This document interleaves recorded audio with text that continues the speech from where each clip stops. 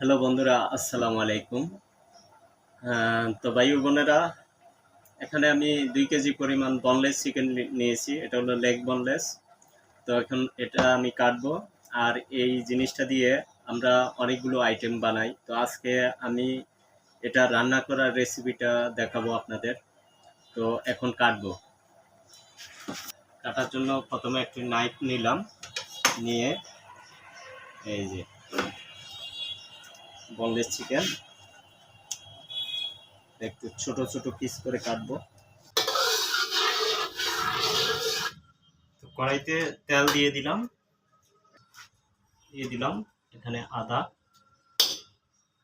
আছে, রসুন দিয়ে দিচ্ছি, গরম মশলা, লবণ,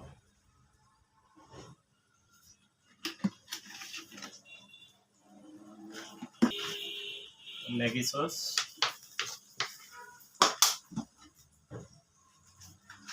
soya sauce, chicken powder, red chilli powder, Kashmiri chilli, চিনি,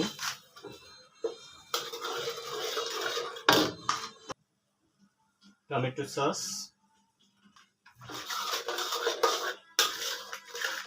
মশলাটা কষানো হয়ে গেছে। সামান্য পরিমাণে একটু পানি দিব। এখন এই যে চিকেনগুলো কেটে নিয়েছিলাম, চিকেনগুলো দিয়ে দিলাম, দিয়ে মশলাটাকে মিক্স করে নিব।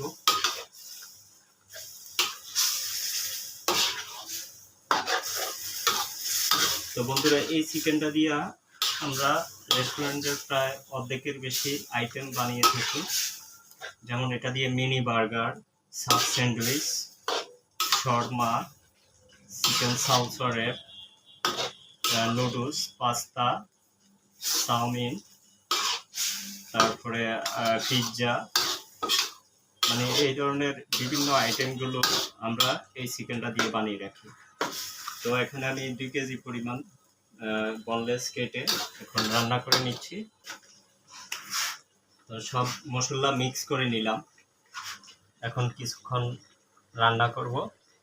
তো বন্ধুরা, চিকেনটার মধ্যে দেখেন কতগুলো পানি উঠছে। তো পানিটি শুকালে আমার রান্না শেষ। তো বন্ধুরা, আমাদের মাংসটা রান্না হয়ে গেছে। এখন জাস্ট পানিটা শুকালে আমি উঠে এটা বক্স করে রাখবো, আর যখন অর্ডার হবে তখন থেকে ওই চিকেনগুলো ইউজ করবো।